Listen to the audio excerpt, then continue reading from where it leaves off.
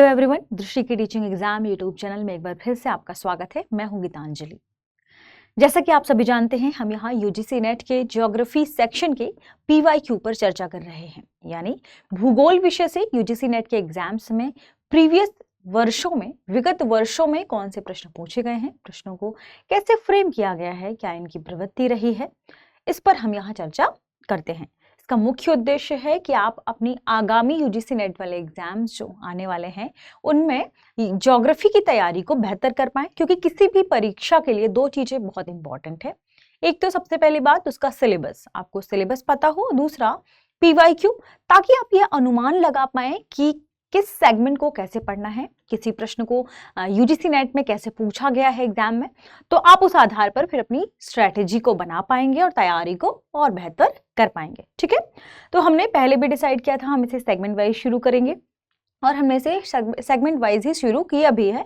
अभी तक हम जियोमॉर्फोलॉजी यानी भू आकृति विज्ञान से जुड़े हुए वर्ष 2024 से लेकर वर्ष 2013 तक के सभी प्रश्नों को हल कर चुके हैं। अब हम जलवायु विज्ञान से जुड़े हुए प्रश्नों को हल कर रहे हैं। आपको उससे 5-6 वीडियोस लगभग मिल जाएंगी, जो कि पहले ही अवेलेबल है। आपको दृष्टि टीचिंग यूट्यूब चैनल पर विजिट करना होगा।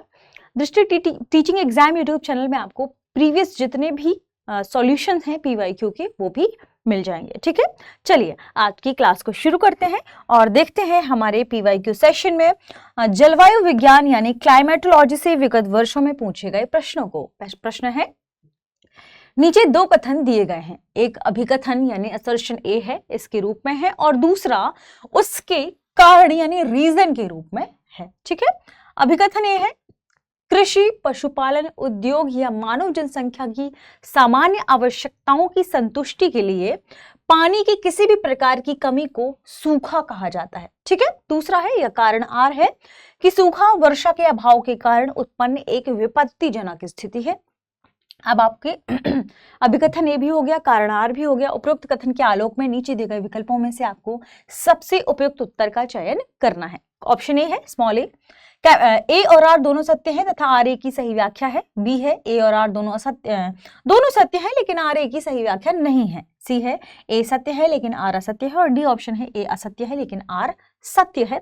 यह प्रश्न अक्टूबर 2022 के सेशन में पूछा गया था। अब देखिए, प्रश्न को समझना बहुत इंपॉर्टेंट है। देखिए, अभिकथन ए क्या कह रहा है कि कृषि, पशुपालन, उद्योग या मानव जनसंख्या की जो सामान्य आवश्यकताएं हैं, उनकी जो बेसिक नीड्स हैं उनकी संतुष्टि के लिए यदि जल नहीं है तो हम उसे सूखा कहते हैं।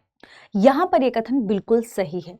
यदि किसी क्षेत्र में जो भी उद्योग चल रहे हो, पशुपालन हो रहा हो, वहाँ जो मानव बस्तियां हैं, लोग निवास कर रहे हैं, उनकी दैनिक आवश्यकताओं के लिए भी पानी की कमी है या पानी नहीं है, तो उस स्थिति को सूखा जोन या आप कह सकते हैं कि ड्राइड क्षेत्र कहा जाएगा। ठीक है, ड्राइड रीजन कहा जाएगा। अब यहाँ पर सूखा क्या है, सूखा के बारे में ध्यान रखिएगा। सूखा एक ऐसी जलवायु या कह सकते हैं एक ऐसी जलवायु संबंधी परिघटना है जो किसी क्षेत्र में लंबी अवधि के लिए शुष्कता को सूचित करती है। यानी किसी रीजन में यदि बहुत लंबे समय तक शुष्कता है, पानी की कमी है, और इसका मुख्य कारण है वर्षा का ना होना। यानी आप कह सकते हैं कि किसी क्षेत्र में लंबी अवधि तक वर्षा ना हो और उस क्षेत्र में इन सभी को, कृषि, पशुपालन, उद्योग, मानव जनसंख्या, इनको अपनी आवश्यकताओं की पूरी करने में कठिनाई हो रही है, जल की आपूर्ति नहीं है, जल नहीं मिल पा रहा है, तो वह क्षेत्र सूखा प्रभावित क्षेत्र कहा जाएगा। सूखा धीरे धीरे आगे बढ़ने वाली आपातकाल स्थितियों को जन्म देता है, या आप कह सकते हैं ये धीरे धीरे बढ़ने वाली आपात स्थिति है। सूखा दरअसल जो मानव की आवश्यकताएं हैं उन्हें प्रभावित करता है, उस रीजन में गंभीर परिणाम पैदा कर सकता है। अभी वर्तमान स्थिति की बात करें तो लगभग 55 मिलियन लोग ऐसे हैं जो सूखा प्रभावित क्षेत्र में, ये सूखा से ग्रसित हैं। ठीक है, और वर्ष 2030 तक कहा जा रहा है, एक ऐसा डेटा आया है कि लगभग 700 मिलियन क्षेत्र हैं जो आगे क्या होंगे, सूखा से प्रभावित होने वाले हैं। ठीक है, आप समझिए कितनी बड़ी समस्या यह निकलकर सामने आई है। यहाँ पर दूसरा कथन या कारण इसके रूप में क्या कहा जा रहा है कि सूखा वर्षा के अभाव के कारण उत्पन्न एक विपत्तिजनक स्थिति है। यह बात बिल्कुल सही है। किसी क्षेत्र में लंबे समय तक यदि वर्षा नहीं हुई है, वर्षा के ना होने से पानी की कमी आ जाती है और इसके बाद फिर वहां सूखा की स्थिति। लेकिन यहाँ पर ध्यान देना क्या है कि लंबी अवधि के लिए, यानी बहुत समय के, या किसी क्षेत्र में ऐसा हो गया कि अब इन लोगों को कृषि, पशुपालन, उद्योग और मानव जनसंख्या को अपनी आवश्यकताओं की पूर्ति के लिए पानी नहीं मिला, तो फिर उस रीजन को आप क्या कह देंगे, सूखा प्रभावित क्षेत्र कह देंगे। प्राकृतिक जलवायु चक्र में ये क्या है, एक लंबी शुष्क अवधि है। ठीक है, ये ध्यान रखें। यहाँ पर जो पहला कथन है वह भी सही है और दूसरा कथन भी सही है, यानी सूखा क्या है, वर्षा के अभाव के कारण उत्पन्न की एक विपत्तिजनक स्थिति और इसकी वजह से ये सब होता है। तो ये इसका क्या है, कारण है। तो यहाँ दोनों कथन सही है और ए और आर ए की सही व्याख्या कर रहा है। ऑप्शन ए इस प्रश्न का सही जवाब होगा। ठीक है, आगे बढ़ते हैं। अगला प्रश्न है, अमोनीकरण एक महत्वपूर्ण प्रक्रिया है। ऑप्शन ए है फास्फोरस चक्र में, ऑप्शन बी है कार्बन चक्र में, ऑप्शन सी है नाइट्रोजन चक्र में, ऑप्शन डी है ऑक्सीजन चक्र में। ठीक है, ये प्रश्न भी अक्टूबर 2022 वाले सेशन में पूछा गया था। सबसे पहली बात, ये सारे चक्र क्या हैं? ये वायुमंडलीय दशाओं में जितनी भी गैसें उपस्थित हैं उनमें कैसे हमें ये गैसें प्राप्त होती हैं, कैसे मानव, जीव जंतु, इन सभी द्वारा इनका उपयोग किया जाता है और कैसे अंत में ये वापस से वायुमंडल में चली जाती हैं, इसी के चक्र को यहाँ पर इनके नामों से जाना जाता है। अलग अलग गैसों के चक्र को अलग अलग गैसों के चक्रों के आधार पर इनका नामकरण किया गया है। जब पूछा जाएगा कि अमोनीकरण ये किसकी महत्वपूर्ण प्रक्रिया है, अमोनीकरण यानी विघटन किसका, जीवाश्म का। किस रूप में, ध्यान रखिए, नाइट्रोजन का अमोनिया के रूप में विघटन, ये अमोनीकरण है। यानी ये किससे जुड़ा होगा, ये नाइट्रोजन चक्र से जुड़ा होगा। अब हम ध्यान रखेंगे कि नाइट्रोजन डायरेक्ट तो ना तो जीव जंतुओं को मिलता है, ना ही डायरेक्ट वनस्पति प्राप्त करते हैं। तो वायुमंडल में जो नाइट्रोजन मौजूद है उन्हें जीवाणु या बैक्टीरिया के द्वारा किसमें दिया जाता है, ध्यान रखें, आगे जाकर ये वनस्पतियों में जाती है। कैसे, मिट्टी में जो नाइट्रोजन पाया जाता है उसका विघटन होता है नाइट्रेट आदि के रूप में, फिर जड़ों के द्वारा यह पौधों में जाता है, फिर जीव जंतु उस पौधे का सेवन करते हैं, इसके माध्यम से उन्हें नाइट्रोजन मिलता है। इंपॉर्टेंट चीज यहाँ पर है इसके माध्यम से प्रोटीन, ध्यान रखें। ठीक है, यहाँ पर इंपॉर्टेंट क्या है, यहाँ इंपॉर्टेंट है प्रोटीन। नाइट्रोजन मतलब नाइट्रोजन नहीं, इसका मतलब है कि प्रोटीन के लिए, प्रोटीन को बेहतर, हमारे शरीर में प्रोटीन को आवश्यक बनाने के लिए और बेहतर बनाने के लिए नाइट्रोजन यहाँ इंपॉर्टेंट है। ठीक है, तो नाइट्रोजन क्या है, पादप संवर्धन में बहुत ही इंपॉर्टेंट है। किसमें, पादप संवर्धन के लिए नाइट्रोजन बहुत इंपॉर्टेंट एलिमेंट है। ठीक है, ध्यान रखेगा, या आप गैस, क्योंकि नाइट्रोजन क्या है, एक गैस है। ठीक है, अब दूसरी बात, हमने देखा कि जड़ों के द्वारा मिट्टी के माध्यम से ये पौधों में प्राप्त होता है, फिर जंतु या जीव जंतु उसका सेवन करते हैं। नाइट्रोजन को नाइट्रेट और अमोनिया के रूप में परिवर्तित कर दिया जाता है। अब ध्यान रखें, जीव जंतु जो कि पादप के माध्यम से नाइट्रोजन ग्रहण कर रहे हैं, जीव जंतुओं की मृत्यु के पश्चात, जब जीव जंतु मरते हैं तो जीव जंतु की मृत्यु के पश्चात बाद में वही नाइट्रोजन कहाँ पर, ऊपर रिलीज हो जाती है। अब ये ध्यान रखिएगा कि जो जीव जंतु जब मरते हैं तो जो नाइट्रोजन है वह यौगिक अमोनिया में टूटती है। किसमें, यौगिक अमोनिया में टूटती है। अब आपको मुझे कमेंट सेक्शन में बताना है कि अमोनिया का फॉर्मूला क्या है, तभी आप इसे बहुत आसानी से समझ पाएंगे, क्योंकि मैंने तो कह दिया यौगिक अमोनिया। अब आपको बताना है, थोड़ी सी मेहनत करनी होगी ताकि आप इसे आसानी से डील कर पाए, समझ पाए। ठीक है, तो हमने देखा कैसे जंतु पादप खाते हैं, फिर प्रोटीन का प्रवेश होता है मनुष्य के शरीर में, फिर अंतिम अवस्था में जब मनुष्य मर जाता है उसके बाद ये यौगिक अमोनिया के रूप में नाइट्रोजन कन्वर्ट होता है, फिर बाहर वायुमंडल में चला जाता है। यानी ये नाइट्रोजन चक्र से जुड़ा हुआ है। ठीक है, ये जो प्रोसेस है, कैसे मनुष्य की मृत्यु के बाद उसका टूटना, नाइट्रोजन का अमोनिया आदि में टूटना, नाइट्रेट में टूटना, ये दरअसल अमोनीकरण प्रक्रिया है। ठीक है, ये ध्यान रखिएगा। आगे अगला प्रश्न है, निम्नलिखित में से किस एक वाताग्र में धरातल से गर्म वायु पूर्ण रूप से विस्थापित हो जाती है? आपके पास ऑप्शन है अवरुद्ध वाताग्र, ऑप्शन बी है शीत वाताग्र, ऑप्शन सी है उष्ण वाताग्र, ऑप्शन डी है स्थिर वाताग्र। ये प्रश्न भी अक्टूबर 2022 वाले सेशन में पूछा गया था। प्रश्न को ठीक से पढ़ें। प्रश्न में है क्या कि किस एक वाताग्र में धरातल से गर्म वायु पूर्ण रूप से विस्थापित हो जाती है, यानी धरातल जहां इसका टेम्परेचर बढ़ता है, टेम्परेचर के बाद क्या होगा, जो वायु है वह गर्म होकर ऊपर की ओर जाएगी। ऊपर की ओर जब वायु जाएगी तो इस स्थान को भरने के लिए ठंडी वायु आएगी, और ठंडी वायु क्या करती है, बहुत तेजी से धकेल दे के से गर्म वायु को ऊपर की ओर। यदि ये बहुत तेजी से ढकेल दे तो यहाँ पर देखिए तो वाताग्र बन गया ठंडा और गर्म से, ठीक है। अब इस वाताग्र को क्या कहा जाएगा कि धरातल से पूरी की पूरी गर्म वायु ऊपर विस्थापित हो गई, इसे कहा जाएगा अवरुद्ध वाताग्र। इसे क्या कहा जाएगा, इसे कहा जाएगा अवरुद्ध वाताग्र। यानी किसकी बात कर रहे हैं हम कि जब शीत व उष्ण वाताग्र आपस में मिल जाएं, ठीक है, साथ में क्या हो, जो ये गर्म वायु है, या आप इसे क्या कहेंगे, एक ऐसी स्थिति कहेंगे जिसमें जो गर्म वायु राशि है उसका धरातल से संपर्क टूट जाए, तब इस प्रकार के वाताग्र को आप अवरुद्ध वाताग्र कहेंगे, ठीक है।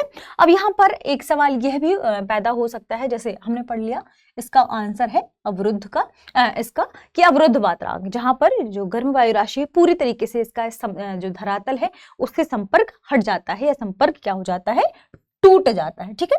ये पूरी तरीके से धरातल से ऊपर आ जाती है, कौन सी, गर्म जल राशि, या आप कह सकते हैं गर्म वायु राशि, माफ कीजिएगा जल राशि नहीं, वायु राशि, ठीक है। तो गर्म वायु राशि ऊपर की ओर। अब यहाँ पर प्रश्न बन सकता है कि शीत वाताग्र किसे कहते हैं, उष्ण वाताग्र किसे कहते हैं, और स्थिर वाताग्र किसे कहते हैं। जब शीत वाताग्र की बात आती है तो शीतल और भारी वायु, इसमें देखिए केवल शब्द इंपॉर्टेंट है, शीतल और भारी वायु जब गर्म और हल्की वायु को बहुत तेजी से धकेल दे ऊपर की ओर। अब यहाँ पर प्रभावी क्या हुई, शीतल वायु, क्योंकि शीतल वायु ने बहुत तेजी से धक्का दिया है गर्म वायु को ऊपर की ओर। अब यहाँ पर जो वाताग्र बनेगा उसे हम शीत वाताग्र कहेंगे, ठीक है। ऐसा ही होगा किसके द्वारा, उष्ण वाताग्र में जो गर्म वायु है उसके द्वारा। जैसे शीत वाताग्र में हमने देखा कि क्या होगा, बहुत तेजी से ठंडी वायु नीचे से धकेल देती है गर्म वायु राशि को या गर्म वायु को, ठीक है। और यहाँ पर क्या होगा, जब ये बहुत तेजी से होगी ये घटना, तो यहाँ पर वर्षा क्या होगी, थोड़ी समय के लिए तेज बारिश होगी। यहाँ क्या हो रहा है उष्ण वाताग्र में, उष्ण वाताग्र में क्या होगा कि जो गर्म जल वायु राशि है, माफ कीजिएगा वायु राशि ना कि जल राशि, जब गर्म वायु राशि तेजी से क्या हो, ठंडी वायु राशियों के ऊपर आ जाए, गर्म वायु राशि, अब इन किसने ज्यादा प्रभावित काम किया है, गर्म वायु राशि ने। जब गर्म वायु राशि तेजी से ठंडी वायु राशि के ऊपर आ जाए तो इसे कहते हैं उष्ण वाताग्र। इसे क्या कहा जाएगा, उष्ण वाताग्र कहा जाएगा। और ऐसी स्थिति में ध्यान रखिएगा, संपर्क क्षेत्र को हम उष्ण वाताग्र कहते हैं। इनका ढाल हल्का होता है, और जहां ढाल हल्का होगा वहां वर्षा क्या होगी, धीमी होगी। यहाँ पर ढाल ध्यान रखें क्या होगा, ऐसे ढाल जहां पर तेजी से वर्षा एक साथ नीचे आ जाए, यानी हम क्या कहेंगे, अति प्रवण ढाल, ठीक है। तो यहाँ ढाल अति प्रवण होगा। उष्ण वाताग्र देखा, शीत वाताग्र देखा, स्थिर वाताग्र की ये वह स्थिति है जिसमें जो उष्ण वाताग्र है और जो शीत वाताग्र है ये लगभग समानांतर आ जाए। कैसे आ जाए, इनमें समानांतर की स्थिति हो जाए तो हम उसे कहेंगे स्थिर वाताग्र। ये वाताग्र अमूमन स्थिर होते हैं, ठीक है। प्रश्न का सही जवाब ऑप्शन ए है अवरुद्ध वाताग्र। बढ़ते हैं आगे। अगला प्रश्न है, निम्नलिखित सूक्ष्म गैसों को वायुमंडल में उनकी सांद्रता के अनुसार अवरोही क्रम में व्यवस्थित कीजिए। अवरोही क्रम यानी क्या होगा, अवरोही यानी हम घटते हुए क्रम में, सबसे बड़ा फिर छोटा, उससे छोटा, फिर उससे छोटा, ठीक है। इसे हम कहते हैं अवरोही क्रम। अवरोही क्रम के लिए जो हमारे पास वायुमंडल में मौजूद गैसें हैं वे हैं, एक है मीथेन, 2 है क्रिप्टॉन, 3 है हीलियम, डी है या 4 है नियॉन, 5 है हाइड्रोजन। अब आपको कूट के आधार पर सही उत्तर बताना है। यह प्रश्न भी अक्टूबर 2022 के सेशन में ही पूछा गया था। अब आपको ध्यान क्या रखना है इस प्रश्न में? ध्यान ये रखना है कि हम जानते हैं कि जो हमारा वायुमंडल है वह विभिन्न संघटकों से मिलकर बना है ना, जिसमें गैस शामिल है, एरोसोल शामिल है और जलवाष्प शामिल है। इसे हमने डिटेल से कवर किया है। आप चाहें तो दृष्टि टीचिंग एग्जाम यूट्यूब चैनल पर विजिट करिए और सर्च करिए वायुमंडल, वायुमंडल की संरचना, वायुमंडल में पाए जाने वाले संघटक, वायुमंडल की विभिन्न परतें, और आपको डिटेल से डिस्क्रिप्शन में डीप पूरे इंफॉर्मेशन के साथ ये सारी वीडियोस मिल जाएंगी। अब देखिए, जब हम वायुमंडल के संघटकों की बात करते हैं तो यहाँ गैसें इंपॉर्टेंट है, हालांकि जलवाष्प और एरोसोल भी उतने ही इंपॉर्टेंट है। गैसें दो प्रकार की होती हैं, एक तो स्थायी गैसें और दूसरा अस्थायी गैसें। स्थायी गैसें यानी वे गैसें जिनका अनुपात हमारे वायुमंडल में निश्चित है, ठीक है, और अस्थायी गैसें वे गैसें हैं जिनका अनुपात हमारे वायुमंडल में निश्चित नहीं है, ये बदल भी सकता है, और इसी का नतीजा है कि आज कार्बन डाइऑक्साइड की मात्रा बढ़ रही है। इसका मतलब आप समझिए कि कार्बन डाइऑक्साइड अस्थायी गैसों में शामिल है। वेरिएबल गैसेस वाली जो लिस्ट है हमारी वायुमंडल की, उसमें कार्बन डाइऑक्साइड भी आती है, उसमें मीथेन भी आती है, ध्यान रखिएगा, ठीक है। अब हम बात करें यदि स्थायी गैसों के बारे में, स्थायी गैसें जिनका अनुपात निश्चित है, वो कौन कौन सी गैसें हैं? जैसे नाइट्रोजन, ऑक्सीजन और आर्गन। ये तीन गैसें हैं जिनका अनुपात आपको निश्चित प्रतीत होगा वायुमंडल में। हालांकि और भी गैसें हैं, आर्गन, क्रिप्टॉन की यदि हम बात करें तो कुछ और भी गैसें हैं जिनमें आप समझिए कि इनका जो अनुपात है वो लगभग निश्चित है, ठीक है। जो वायुमंडल में गैसों का प्रतिशत बढ़ रहा है, जैसे सल्फर, नाइट्रस, इन सभी का बढ़ रहा है। कार्बन डाइऑक्साइड मेन है, जीवाश्म या आप कहें कि हम ईंधन जो लगातार जला रहे हैं, इसकी वजह से कार्बन डाइऑक्साइड का प्रतिशत बढ़ने की वजह से वायुमंडल में जलवायु परिवर्तन देखने को मिलता है। इसका प्रभाव क्या है, या आप कहें कि कार्बन डाइऑक्साइड के बढ़ने का मुख्य कारण, तो हमने देखा ईंधन, इसकी वजह से कार्बन डाइऑक्साइड ज्यादा बढ़ रहा है। कारखानों से निकलने वाला ईंधन या धुआं, इसके माध्यम से कार्बन डाइऑक्साइड का लेवल बढ़ रहा है, और इसका परिणाम है ग्रीन हाउस इफेक्ट।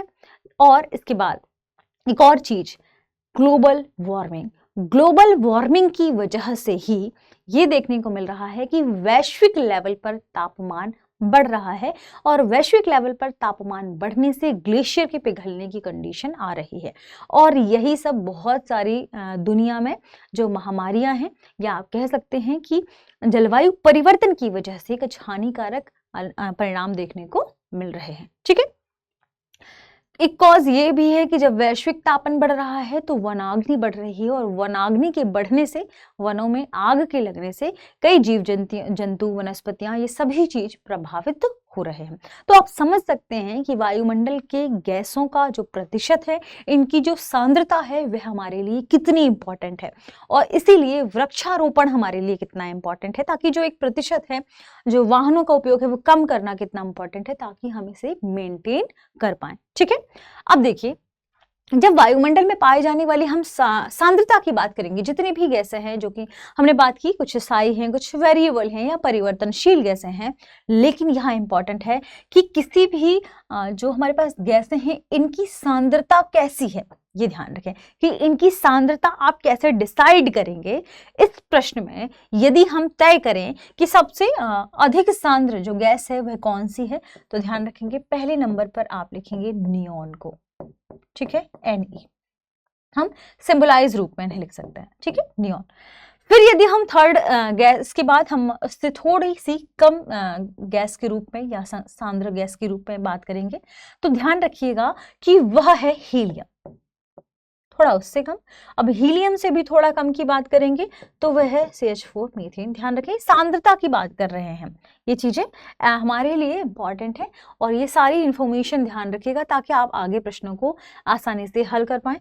क्रिप्टॉन, ठीक है, और उसके बाद आता है हाइड्रोजन, ठीक है, H। ये अब देखिए क्या क्या है। सबसे पहले नियोन नंबर 4 पे आएगा, हीलियम कहाँ पर है, नंबर 3 में है। CH4 मीथेन कहाँ पर है, नंबर 1 है। क्रिप्टॉन नंबर 2 है। हाइड्रोजन नंबर 5 है।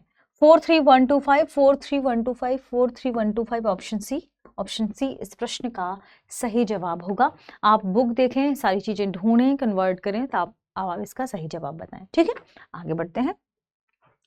अगला प्रश्न है, निम्नलिखित में से कौन सी स्थानीय पवन एक कैटाबैटिक यानी अवरोही पवन है। स्थानीय पवन पता होना चाहिए क्या है। दूसरी बात कि पूछा जा रहा है कौन सी स्थानीय पवन एक कैटाबैटिक यानी अवरोही पवन है। अवरोही पवन यानी वे पवन जो ऊंचाई से या उच्च ऊंचाई वाले क्षेत्रों से निम्न ऊंचाई वाले क्षेत्रों की ओर अवतलित होती हैं, नीचे की ओर आती हैं।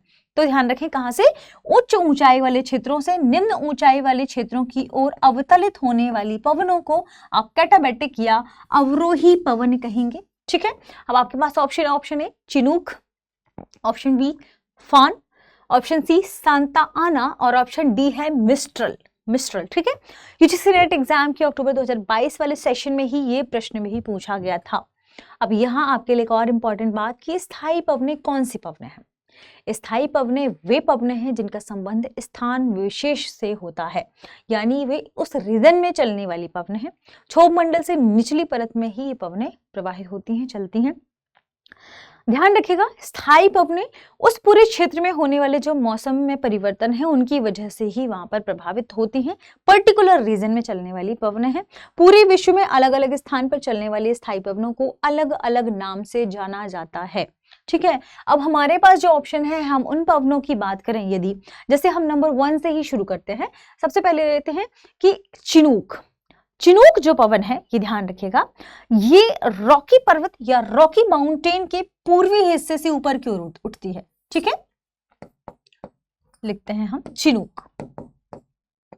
चिनूक पवन रॉकी माउंटेन इसके पूर्वी हिस्से से ऊपर की ओर उठने वाली गर्म प्लस शुष्क पवन है। गर्म व शुष्क पवन है, ध्यान रखिएगा।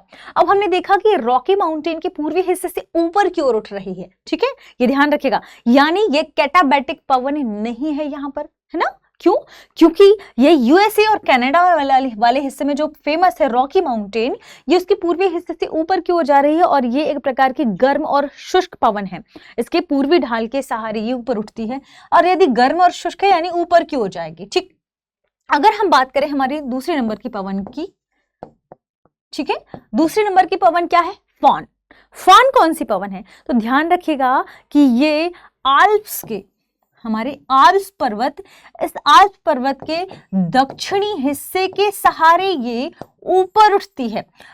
आल्प्स पर्वत के दक्षिणी ढाल के सहारे ये पवन क्या होती है? ऊपर की ओर चलने वाली एक गर्म व शुष्क पवन है, यानी यह भी कैटाबैटिक पवन नहीं है। ठीक है, ऑप्शन सी की बात करें, ठीक है, सी। अब देखिए ये किस रीजन की बात है? फान आल्प्स वाले रीजन की बात है। ठीक है, और देखिए जो शुष्क पवनें हैं उनकी खासियत ये है कि जब ये पवनें ऊपर की ओर जाती हैं तो जहां पर उच्च अक्षांश वाले क्षेत्र हैं, जहां पर बर्फ है, उन बर्फ को पिघलाने का काम करती हैं। जब ये बर्फ को पिघलाने का काम करेंगी, यानी उस रीजन में चारागाह वाला क्षेत्र दिखने लगेगा। बर्फ पिघलकर हट जाएगी तो वहां पर चारागाह वाले क्षेत्र दिखेगा, यानी वे क्षेत्र पशुपालन के लिए उपयोगी हो जाएंगे, है ना। तो चाहे वे आल्प्स का या ये वाला क्षेत्र हो, दक्षिणी हिस्से वाला क्षेत्र हो, या रॉकी माउंटेन का पूर्वी वाला हिस्सा हो, ये गर्म और शुष्क पवन की वजह से वहां पर जो बर्फ है उस बर्फ को पिघलाने का काम करती हैं। ये वे पवनें हैं। ठीक है, तीसरा हम देखते हैं सांता आना। सांता आना, ठीक है, ये रीजन भी आपको ध्यान रखना है। ये सारे रीजन आप नोट कर लीजिएगा ताकि आपको ये आसानी होगी पढ़ने में। सांता आना दक्षिणी कैलिफोर्निया की पवन है और इसकी भी खास बात क्या है कि ये पवन भी गर्म प्लस शुष्क पवन है, गर्म व शुष्क पवन है। इसका मतलब क्या है कि यह भी ऊपर की ओर जाने वाली पवन है, ना कि इसका अवतरण होता है, ना कि इसका अवरोहण होता है, ना कि यह कैटाबैटिक पवन है। तो ध्यान रखिएगा, ये नमी को सुखाने का काम करती है। क्या? सांता आना पवन। ठीक है, जब ये कैलिफोर्निया या दक्षिणी कैलिफोर्निया में नमी के सुखाने को काम करती है, यानी इस रीजन में बहुत लंबे समय तक क्या होती है? शुष्कता बनी रहती है। तो इसका मुख्य कारण क्या है? सांता आना। अब यहाँ बचता है मिस्ट्रल। दरअसल मिस्ट्रल यहाँ उच्च ऊंचाई से निम्न ऊंचाई की ओर अवतलित होने वाली किरण है, वो पवन है, यानी यह क्या है? कैटाबैटिक अवरोही पवन है। अब यहाँ आपसे ये एक प्रकार की क्या है? ध्रुवीय पवन है। ध्रुवीय पवन है यानी ध्रुवीय क्षेत्र से नीचे की ओर आने वाली पवन है।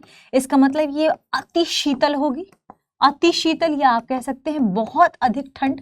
और ये बहुत अधिक ठंडी पवन है, इसका मतलब नीचे की ओर आएगी तो बीच में जो भी क्षेत्र पड़ेंगे उसको ठंडा करती हुई आगे की ओर बढ़ेगी। ठीक है, तो ये एक तो इंपॉर्टेंट बात, किस रीजन, तो ध्यान रखिएगा भूमध्य सागरीय रीजन के पास।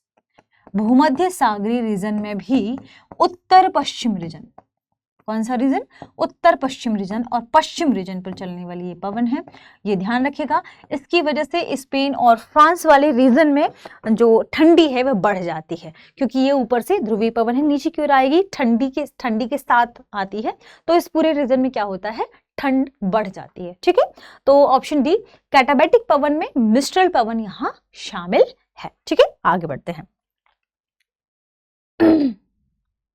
अच्छा, प्रश्न खत्म हो गए। ठीक है, तो आज के सेशन में इतना ही, मिलते हैं हमारे अगले सेशन में। आप सभी पढ़ते रहें, रिवीजन करते रहें। शुक्रिया।